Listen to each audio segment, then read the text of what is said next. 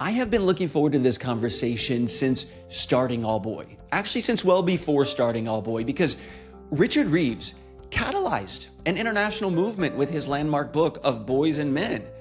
It got me thinking about this, moving down this road. Millions of others, same thing. Why the modern male is struggling, why it matters, and what to do about it. Richard and his team synthesized often very obscure data showing the struggles of modern boys and men in school, in finance, in fatherhood, romance, and of course, at work. That is the main focus of our conversation today, actually, because Richard did not simply point out a bunch of problems in America, then scurry back up to his ivory tower. He became an advocate and a builder of a singular organization called the American Institute for Boys and Men, AIBM. The mission statement is right on the front page, helping boys and men from all backgrounds thrive today and in the future. So I asked Richard to come on and talk about a central pillar of his work. It's called the HEAL Initiative. I think it's genius. Richard Reeves, it is such a pleasure. Welcome to All Boy. Great to be here. Let's start in the particulars, if we could, of one of your central initiatives, HEAL, and then branch out into the bigger picture. So HEAL 101, give us a crash course. Okay. Do you know what STEM stands for?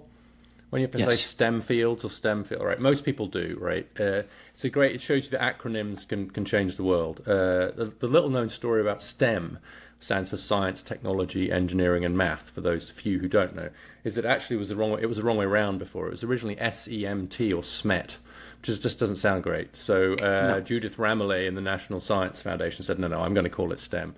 And the rest is kind of history, because it was a national security issue. And then we've seen huge pushes to get more women in STEM. And we've actually tripled the share of women in STEM since the 70s. We're not at equality yet by any means, but there's been a real push. And if you think of HEAL as almost like the antonym of that, or the opposite of that, which is really about health and education, and then fields that require more literacy than math. Not just written literacy, but verbal literacy, communication skills, if you like. And so the big ones there will be things like nursing, healthcare generally, care professions, and education and training. And one of the things I've noticed in my work is that whilst we've increased the share of women in STEM, which is good, we've taken some of the kind of gendered nature of those professions away. We've actually reduced the share of men in HEAL. So we're going the opposite. And so those HEAL professions are generally becoming more gendered over time, not less. And I think that's really bad news. I think it's bad news for the professions, because they're trying to fill their vacancies with half the workforce. I think it's bad news for men, because there are jobs in those fields, as we show in a recent paper. These are growing fields.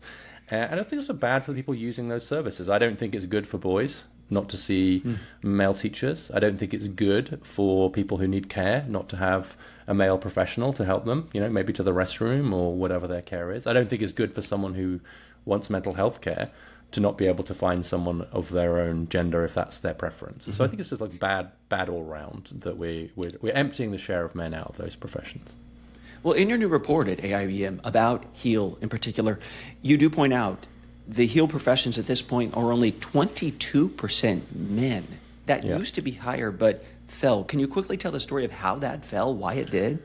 Yeah, and it is a little bit of a mystery, honestly. We haven't spent much time working on it, but it has fallen very significantly. And so particularly in areas like teaching, mental health, we've seen 10 percentage point drops or even more. So we take an area like social work, for example, that used to be more than 40% male, it's now 20% male.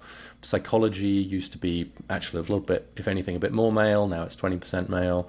It was like 70%, if I remember, right? Yeah, it was surprising. I mean, back in the 70s, it was like quite a male profession. And quite rightly, people were worried about that. Like, hang on, psychology shouldn't be all men. And so we really did work pretty hard. And now it's 20%. No, it's just absolutely cratered the share of men. The share of male teachers has dropped from 33% in the early 80s to 23% today, and falling. The only area where there's been a little bit of an increase is in nursing. So we're up to about 11-12% in nursing. Small rise, but at least it's gone up a little bit. But as a general rule, we've seen this decline. And I suspect that's a combination of lack of pay rises. They're not very well paid professions, especially by comparison to the amount of education and skills you need to do them. So I think that's one factor. I also think that there's a little bit of a vicious cycle here where when a profession starts to be seen as very gendered, it gets harder to persuade people to go into it. And we actually know that from the women in STEM research, is that if you think of engineering as a thing that men and boys do, it just gets harder to persuade girls to do it, right? And I think that that's happening in these professions now, is if you see teaching as a female profession, you see mental health as a female pursuit, it just gets harder and harder to get men to go into it. My own son is teaching 5th grade now, and he's one of the very few men in that school in Baltimore. But also in his training and in some of the part-time work he's done, there's no question that he's faced some difficult questions about, like, why would you want to be a teacher? Isn't that a women's profession? Didn't you, in your book, you actually said when he looked at, or I think now he teaches 5th grade, right? But if he was looking even younger, pre-K, kindergarten, that he was kind of dismissed out of hand, saying, "This basically you don't belong here." That's right. Yeah, I mean there is unfortunately some evidence that whilst gender discrimination in the labour market in terms of hiring people has largely, thankfully, disappeared in advanced economies, the one area where we still see some pretty clear discrimination is against men into caring professions. There's pretty clear evidence that there is discrimination. He faced a little bit of that himself. People were at least honest with him about it, and just saying, look, we just can't put a man into this role. I think it's a sadness that whilst we've made so much progress on reducing the barriers for women in traditionally male professions, and we need to do more, to be clear, that we've done actually so little in the other direction. Yeah. As a guy with twin 5-year-old boys in pre-K, I can tell you we need anyone who is brave enough to step into that classroom to get in there and take control and help these kids. So, let's go through the acronym, especially in the early years. I mean, actually, one of the things, this is a stylized fact, but as a share of the profession, there are twice as many women now flying fighter planes as there are men teaching kindergarten. Twice as many female fighter pilots as male kindergarten teachers as a share of the profession. To be clear, like, I'm all about women flying fighter planes. Of course. But I sort of think that, and we're working really hard to get more women into the Air Force, as we should, but just don't see the equivalent efforts in the other direction. I'm going to go out on a limb here and say, I think it is at least as important for our society that we have men in early years education as it is that we have women in fighter planes. I was going to say it. You have gone, you're not a keyboard or book warrior sitting in, like I said, the ivory tower at Brookings, well-regarded, people reading your stuff, maybe even influencing policymakers. You have gotten into the game and said, here's an idea, let's get it done with AIBM. And so, health. Yes. RN programs, you mentioned this, they've seen an uptick of late in recent years in male students. Some are veterans, some are, I guess, coming through, the high school pipeline. I'll say I was just, I had a relative who had an extended stay in the hospital recently in Winchester, Virginia. She had multiple male nurses, which I was surprised by. But they come in, they hoisted her right up. I mean, they had some abilities that were like, okay, it's good to have you here at this specific moment. So what's the idea of how to get more men into something like nursing? Yeah, it's one of the areas I really want to dig into, is to understand why nursing seems to be at least slightly bucking this trend of reducing share of men. There are a few things going on there. I'd be interested to know, did you happen to notice, were all of those nurses like US born, or were some of them nurses that come from overseas? Well, I'll say since it was Winchester, Virginia, which is a smaller town, most everyone there was US born, except for the doctors. It's interesting because actually there is some evidence. Some of this is about immigration, because in a lot of Western African countries, for example, actually nursing is quite a male profession. So from places like Ghana and so on, and so some of this is being driven by some inward migration of men, for sure. But I do think that it's not just that. We do seem to have succeeded in actually attracting more men in. Pay is a big part of it. I mean, nurses will comfortably make 6 figures, particularly if they become nurse practitioners. There is a trajectory up there to kind of advance. You do, of course, need a college degree to be a nurse, but like actually some of these other professions, you either need or encouraged to get further education, like master's degrees and so on too. So the trade-off between the amount of educational investment and pay in nursing is just much, much better. To an order of magnitude, K-12 teachers haven't really seen a pay rise. social workers and psychologists, like they're very highly educated, haven't seen much money. So I think money is part of the story there for sure. But also some places seem to have made more of an effort to actually kind of degender the idea of nursing. And then you might reach a tipping point. Like the evidence from economists like Jessica Pan and others is that there are these tipping points in the gendering of a profession. If you can get to a certain point where the phrase male nurse no longer needs to be used, right? It's gone, right? In the same way that I think we're less likely now probably to say female doctor. Yeah. Right. A woman doctor, woman lawyer. I mean, you might, but it seems like it'd be kind of weird given that it's 50-50 now, right? And so I'm sort of longing for a world where we don't say male nurse anymore, because what that would tell us is that like it's no longer sufficiently gendered the other way, that you actually have to label someone who's gone the other way, right? Like, lady lawyer, as they might say in the South. If someone of a certain age, like today, I don't think anyone would probably ever. But let me ask you about HEAL, though, because as far as health, you talk about the investment in education, the ROI eventually in your paycheck. Yeah. Are you thinking we steer people to, because a CNA makes less than an LPN, makes less than an RN, makes less than a nurse practitioner. So which routes are you thinking are the best? Well, one of the things I like about nursing as a profession is that it does allow you to move up in the way you've just described. There is a ladder. And sure, you have to get more training and education, but very often, because the market is pushing this, you can get that helped by your employer and paid for. One of the problems with some of these other areas, it does feel like you kind of tap out pretty early. Like it's hard if you go in. It's very hard, for example, to go from being a para-educator to a teacher. You've really got to go and get retrained. We're not very good at bringing in people as second careers into those professions. The career ladder is not as well established in those other fields. So I think that's part of it. I think there's the idea that you can kind of move up the ladder in nursing and do pretty well. And it's interesting, we published a piece on social work and attracting men into social work. And I think this is more broadly applicable, which is that one of the messages that seemed to work for men was saying that social work is a career where if you work hard and you're talented, you can get ahead. That appealed to men particularly. And I think what it did was it disrupted the stereotype that a lot of men have about these professions, which is they're not very competitive, you can't rise up, there aren't that many career opportunities, and if you disrupt that idea and give a sense, no, if you want to work hard and do well, you can do great in this profession, you can make more money, you can advance. That just seems to appeal a little bit more to men because they are just a bit more sensitive to that sense of what's going to be the return here in terms of the economics. And we can argue for a long time about why that is, but it is. And so we have to work with the labor market as it exists. The E for education, you talked about your son, Bryce, fifth grade teacher. I love that posting, him in his classroom. Yeah. And to have his dad be so proud of him, I think probably means a lot to him too. God, I'm so proud of him.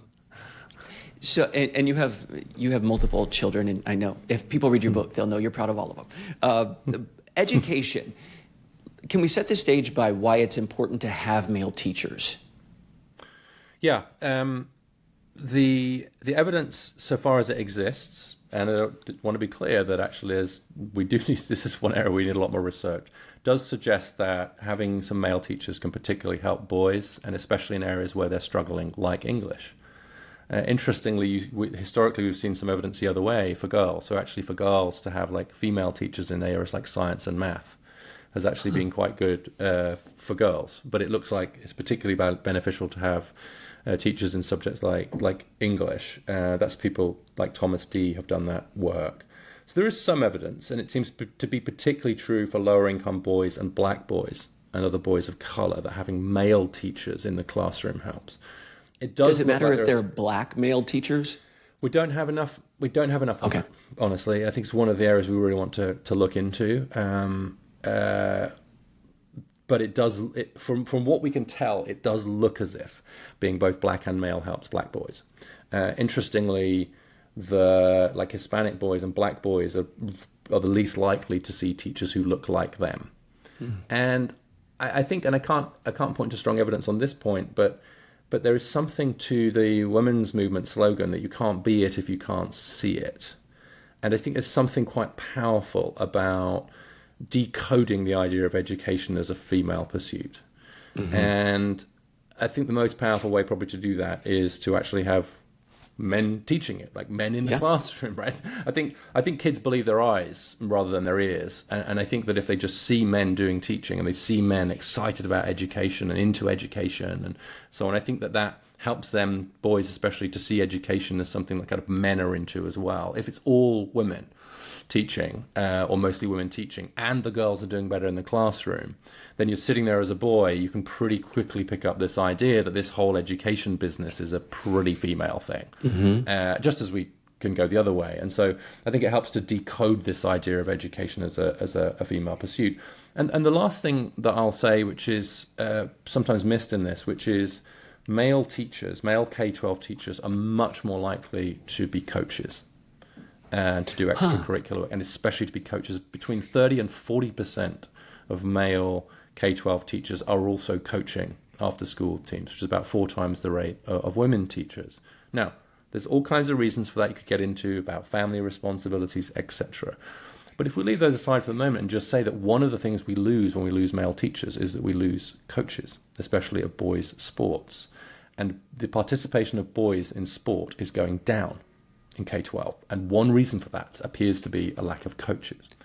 So you're saying can I make sure I understand you right? You're saying it's good that they are both an educator and a coach. I thought you were going to say they like coaching. My uncle kind of was like this and had to teach. But you're saying, no, it's good to do both.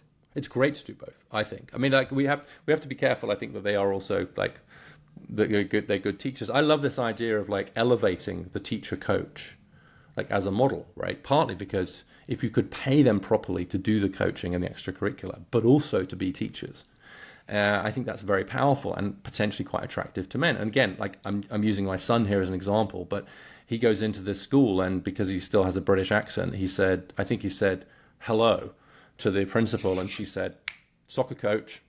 And he is in fact the soccer coach for his school, right? For the middle school actually. And so like he's coaching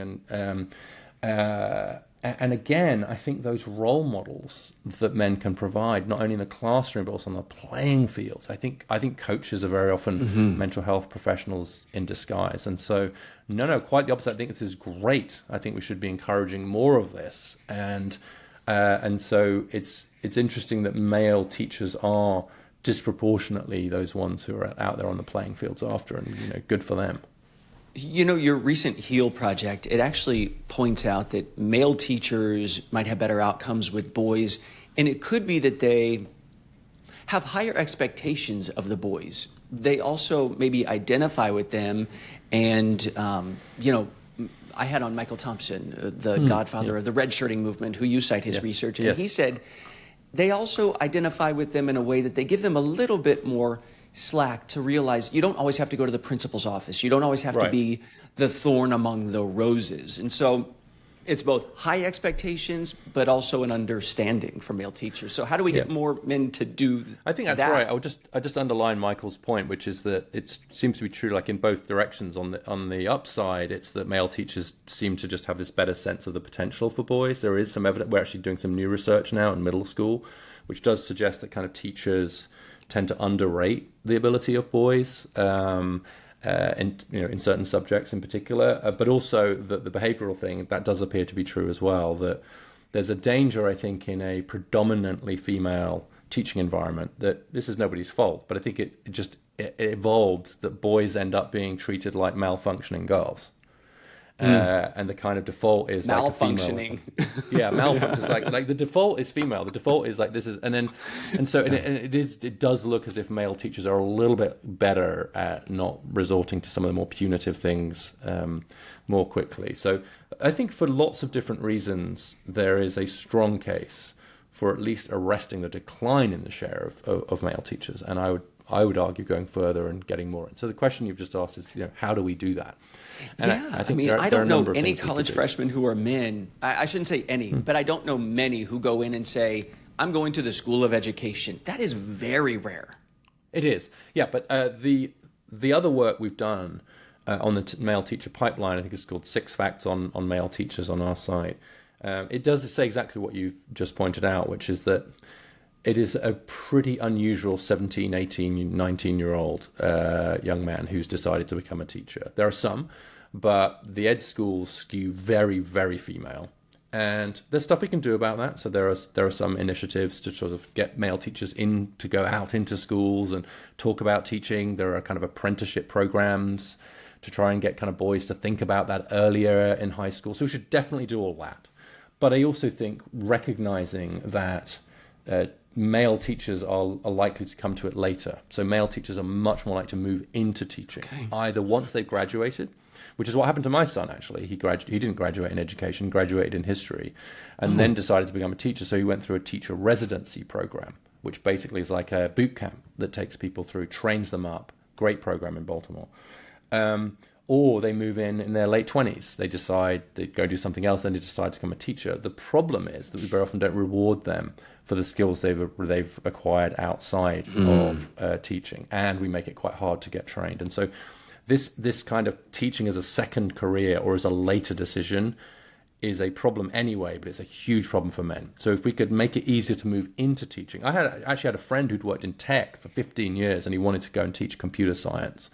And he'd done well in tech, and he went through the process, and then he realized that his 15 years in the tech industry weren't going to count for anything in his teacher salary, because it didn't count, right? It wasn't teaching. And so he was going to have to start at the starter teacher level. And what he said to me was, it really stuck with me. He said, look, I don't expect to make the same in teaching as I did in tech, but I think I should make more than a 22-year-old who's just starting out. And I'd like some credit for the fact, and he's in tech and wants to teach computer science. And so there's this kind of crazy closed shop feel sometimes to it. And states are moving on this. Maryland's doing good stuff. Florida's doing good stuff. But we have got to open up the teaching profession.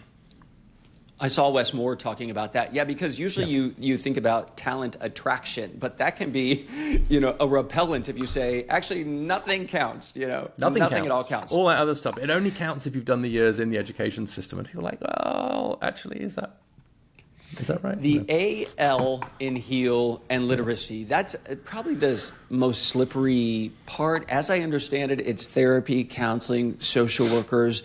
It's the thing a lot of us have fantasized about doing, and then you look at the pay and you go, oh my goodness. What sort of programs do you think exist or should exist to get men? Because, to be a social worker, hard job, bad hours. There are some great outcomes. There are some heartbreaking outcomes, whether you're working with families or in a medical facility or something like that. To get someone to choose that at $58,000 a year, that's a tough sell. Yeah, I think it is. And I mentioned social work earlier as if people are more persuaded that they can actually rise up the profession, that's good.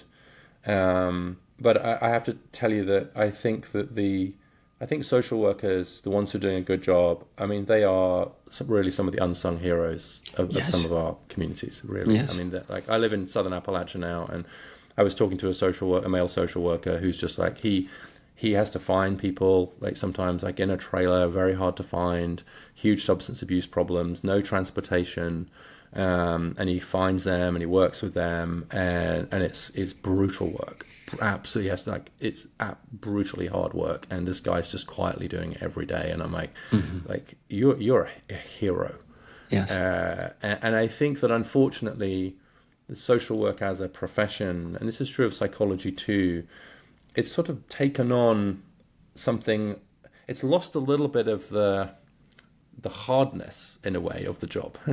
If you know what I mean. Sometimes it's like, because we sort of emphasize the caring nature of it and the nurturing nature of it and so on, which is all true. Actually, it's sort of, in some ways, I think that makes it less attractive to men than this is really hard. It's very interesting. I've been thinking about this recently. Is that I think part of the problem with the messaging around some of these professions are just, this might be, I'd be interested to know how you react to this, because this is a relatively new thought, is we're sometimes at great pains to say, this is going to be easy, you can do this, etc. And I sometimes think, maybe especially when it comes to men and young men, we actually should be saying, this is going to be hard, but you should do it anyway. I'm very interested in that. The idea is this is kind of, there's an attraction, I think, in some ways, to sort of making it, this is going to be brutally hard work. Challenging. And we need you to do it.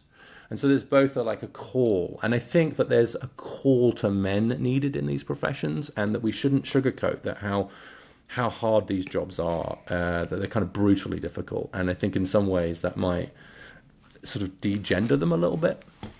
That's really fascinating. You know what's funny? I just had on a Gen Z theologian. He's a PhD student, and he's in the movement of there's been this religious renaissance among men. And he said the main message that men have received of late that has been so successful is, we need you. And not that you're superfluous or that you're bad, which we all know, like maybe we should stop saying that, but actually, we really need you. That's so interesting you fell on that same point. Yeah, I mean, I've been starting to think about this quite a bit. It's so cool that you had him on. It's interesting how the churches that are attracting, you can probably go into this with him, I'd love to listen to that episode, are actually the ones that are quite hard. They're quite traditional, they have demanding liturgies, etc., like Catholic Church, Eastern Orthodox Church. They're not like, come and have a good time, this is going to be cool, right? This is like, this is going to be hard. Rock concert, yeah. Yeah, exactly. This is not leisure. But I think that phrase is so interesting because I've been thinking about exactly that phrase a lot recently, which is we need you as part of a call to men, because every single one of those words is doing some work. We, the tribe, the community, right? Not I, we need you, right? As the community, we need, not would like to have, be cool if you showed up, etc. But this is a need, and you as a man, right? Not anybody. So this is not, I would like some volunteers. It is, we need you. And I've been really struck by the reluctance of many institutions to make a specific call to men, because they fear, I think in my view wrongly, that somehow will undermine their role working with women. But when you see so many of them missing men, I've been really struck recently by Big Brothers Big Sisters, the mentoring program. I've just signed up for that, and where I live, there's a 12-month waiting list for boys, compared to a 2 to 3 month waiting list for girls. And I've looked around at some other regions, and it looks to be pretty similar nationwide. And the reason for that is because they don't have enough male volunteers. They don't have male bigs. Men are just not showing up. They cannot match these boys to mentors because they don't have enough men. And so they need to be making a call to men because they match by sex. So they're really feeling it, right? It's not quite so obvious at the YMCA, which also has that problem. It's not quite so obvious as Scouting for America, which is also struggling to attract male volunteers. And so, but this call to men as men is, I think, the thing that's missing.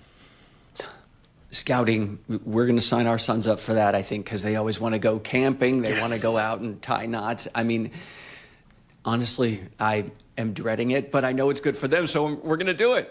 Why are you dreading it? Why are you dreading it? I don't want to go outside. I don't want to do that. Well, you don't have to do it. Although when they're young, I was a scout leader with youngsters, and I just spoke at the Scouting for America, as it's now called, annual conference. And good for you. I think honestly, I think it's a great thing, especially for boys. I think they'll like it. After all those Mickey Mouse episodes, they really want to go camping. So we're going to do it. We're going to do it. Before we move on to the bigger conversation, because I do want to end on that and just this movement that has really gathered.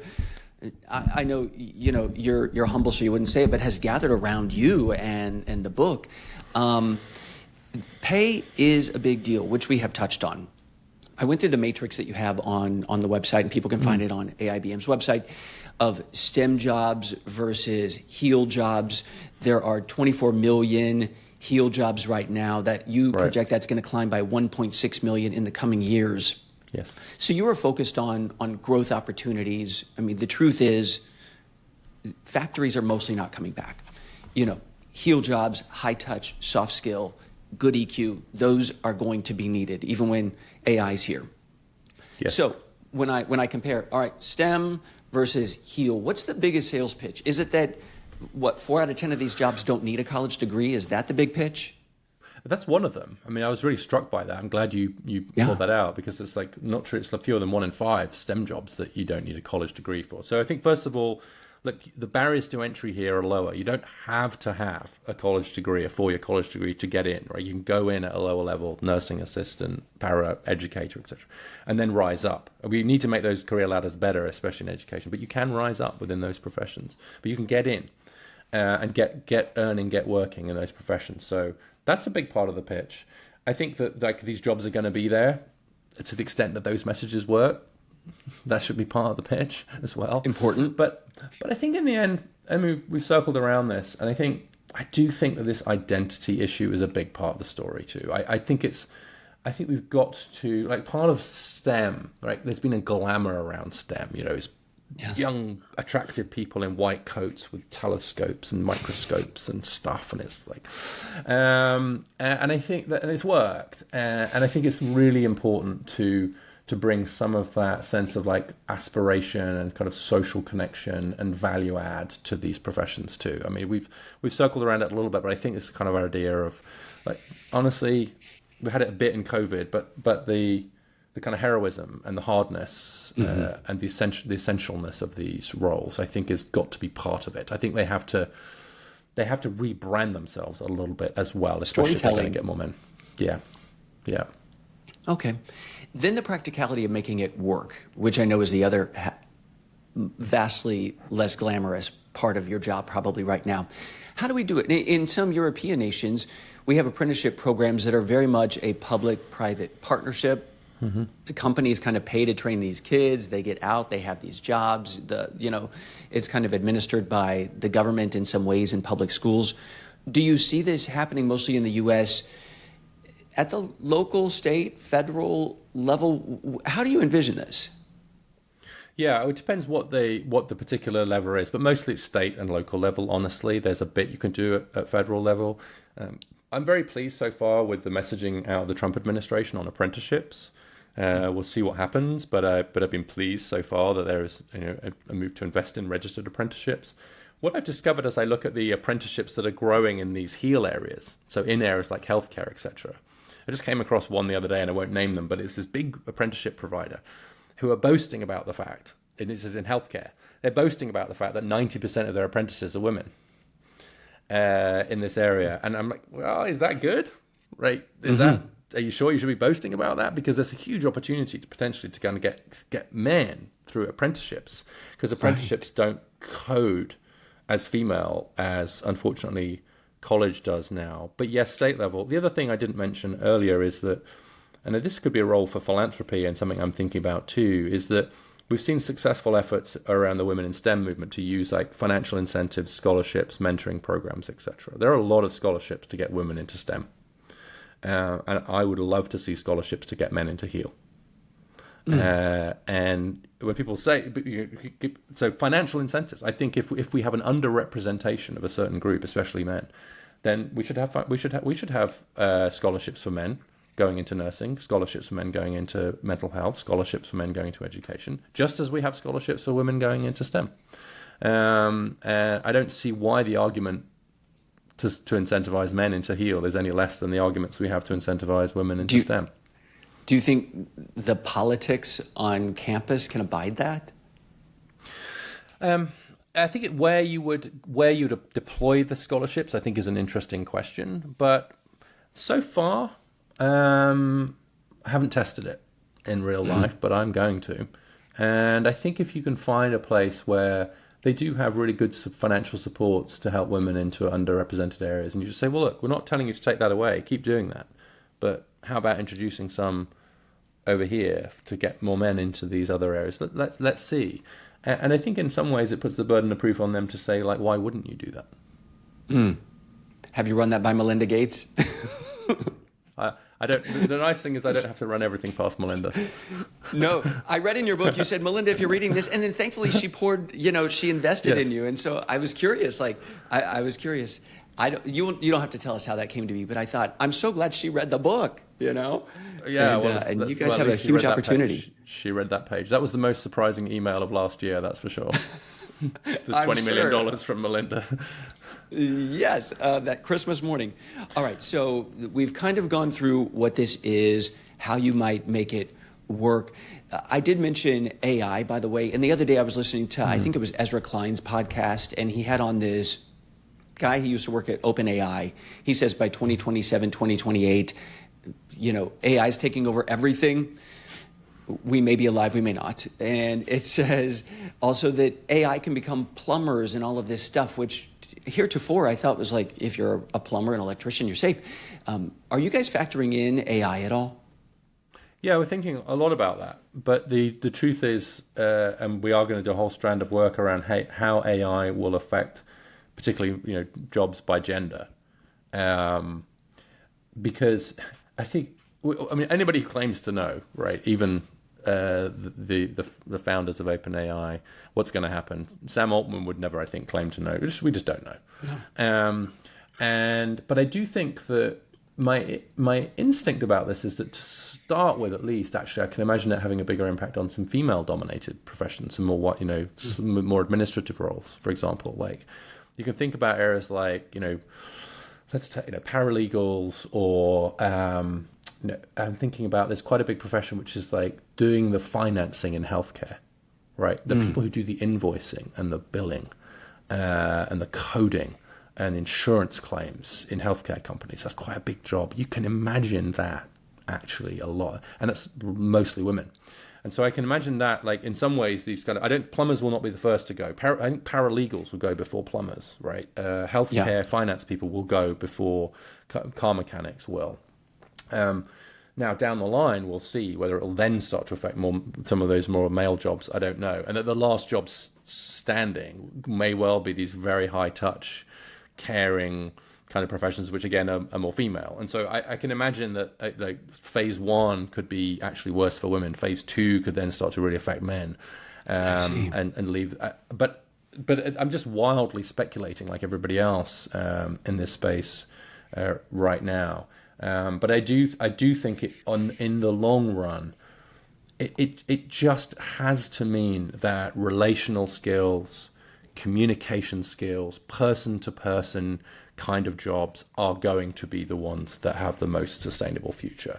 And those are the ones that are largely in this heal sector. And so, like, I think long run, getting more men into those person-to-person roles is pretty important for that reason as well. And it also just really makes you think intensely about the education at home and in school right now for younger kids as they're growing up. It cannot all just be a screen. Screens Correct. You have to be knowledgeable about, but people, very important as well. I think that's exactly right. I mean, I remember, I actually don't know if he said this publicly, but a very well-known podcaster who does a lot of work on AI, I asked him, like, how has it changed the way he's working? And he said, I have doubled the number of in-person events that I go to because that cannot be replaced. Right, so he just very intentionally said, all right, and he's like, these conferences or convenings or these events, which can, sometimes seem like a colossal waste of time. Actually, he's like, no, that's where the work is now, because no one can replace me in this conversation I'm having with you right now over coffee in whatever conference center we're in. Right, no AI can replace that. And so that actual in-person contact, physical flesh and blood interaction, is going to be the thing that we can be sure will survive.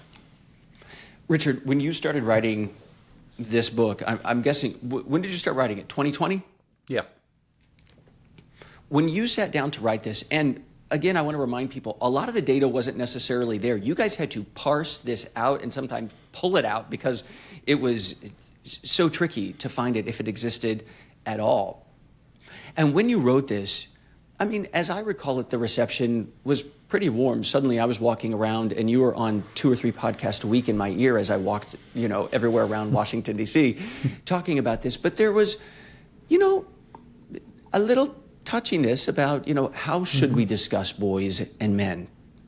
Seems like that dam has broken. Are you surprised by the reception at this point? And where do you see the movement going? Well, thank you for saying that. I was concerned to land the book and the argument in a way that would get the biggest possible permission space for the conversation. I think the thing I really felt, and it was as much a feeling as a thought, is just that there was just this, we were stuck, that kind of everyone knew this stuff was happening and it was real, but couldn't find a way to talk about it without somehow becoming seen as kind of reactionary. And so if I could basically, if the gift could be, no, here's a way to talk about this, here's some facts, here's a framing, maybe the permission space could widen. And you use the analogy of the dam bursting. I think that's a really good one, because there was so much awareness of it, that once you found a way to talk about it, it was like the gates just opened, because it was true. Right, that wouldn't have happened if it hadn't been true. So there's this truth that was held behind this dam of concern and fear and stuff. But once we broke the dam, it happened fast, and I think that's because it was real, and it just needed enough space and enough framing to break out. Well, you did that, and now again, it didn't stop at a book or a speaking tour and a second book. That you decided, no, I'm actually going to found and build something that is actually going to help people. You have a board and backers and staff and contributors that you guys are trying to really think big and then operationalize it. Over the next, let's say, 10-year horizon, what would you count as success? Yeah, well, you identified a big part of the goal here, which is not something I expected to happen necessarily, but it is to institutionalize and mainstream attention to and concern for the issues facing boys and men. Right? It's one thing to have an intellectual impact. Ideas are great. Ideas can change the world, but rarely on their own. You need to institutionalize them. I mean, certainly the women's movement did. So any movement has to get institutionalized. And we just launched a new think tank in the UK. There are discussions in a couple of other places. You can see governors now launching initiatives in Maryland, Michigan, a couple more coming. Spencer Cox in Utah has created a task force on boys and men. And so I read a piece just this week about this work in Bloomberg, and it talked, the headline was something like how boys and men's issues went mainstream. Yeah. I was like, no headline could have pleased me more, because that's exactly the goal. It's just to sort of institutionalize and mainstream it. And so success would be that people find it hard to imagine we didn't have the American Institute for Boys and Men. They'll be like, oh, did that know you exist? That's kind of an obvious thing to have. Oh, really? Is this new? Wow, I assumed it'd been around for ages. Of course, and that there are similar institutions in other countries. There's kind of offices in government, and there are initiatives in governors' offices, and everyone's like, yeah, of course. Like I want the reaction to be like, of course we would do that. Have we not always been doing that? So in other words, just the heat's gone out of it. It's become mainstream. It's kind of an of course rather than a why would you do that? And I think we're making some really good progress on that. But I will also say that I'm constantly reminded that whilst within a certain bubble, it really does feel like this has changed. Someone just said to me in a DC think tank environment, I am so sick of hearing about boys and men. Like, all anybody wants to talk about is like, and I'm like, hallelujah. But it's like, no, we did it. Why can't we talk about women and girls? Why is everything about boys and men? I'm like, okay, so we're winning here. But then I speak at a lot of other types of places too. I speak at community colleges in rural areas, Rotary clubs, Scout, etc. And I got to tell you that the number of people that come up to me afterwards and say, yeah, I was really afraid what this was going to be. I thought this was going to be a whole manosphere thing, reactionary thing. I'm really relieved. This is such great news. I had no idea. And so we shouldn't make the mistake of thinking that just because like within certain policy elite circles or certain kind of media consumption bubbles that this argument has been won, that it's generally been won. There's a lot more to do. And I think as a general principle, until the elite are bored sick of hearing something, there is very little chance that anybody outside the elite has even heard of it. The way you describe it there, usually horseshoe theory is a bad thing, that you go so far right that you come around to the far left. But with this, we want the girls to keep their strides. The horseshoe is we also want the boys to be getting, wide, clear paths to success personally and professionally as well, and that they can both exist and hopefully converge at some point. That, I think, seems like the ideal scenario. We can care about both. I mean, when I did get the money from Melinda French Gates you referred to, most of that has gone into a donor-advised fund. So I'm among the biggest surprises of the last couple of years is that I'm now a philanthropist. And I've called the fund Rise Together. Because that's exactly the thought that animates this work, is that we have to rise together. And Melinda, to her credit, and many others, have realized that a world of floundering men is unlikely to be one of flourishing women, or vice versa. And so, like, this sense of like, we're in this together. And there's people on both sides of the political aisle trying to kind of persuade us that it's their fault, right? So I think one of the things that troubles me most is when I hear young men being persuaded that their problems are real, but it's the fault of all those women, especially young women. From the right, they're being persuaded that. But on the left, that actually kind of the message to young women, which is, yeah, you're struggling, you're not getting a fair shake, and you know why? It's because of toxic masculinity and mansplaining, and it's because of those guys over there becoming, a bunch of misogynists. And so, like, we're weirdly persuading young men and young women to blame each other for their problems, when in fact they should be arm in arm, rising together. Much more work to do. You're on the front lines. I have to tell you, I'm tired just reading your LinkedIn post. I know you're out there. I am so appreciative that you took the time to do this here on All Boy.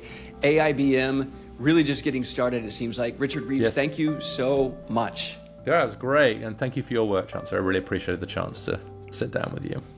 Thank you.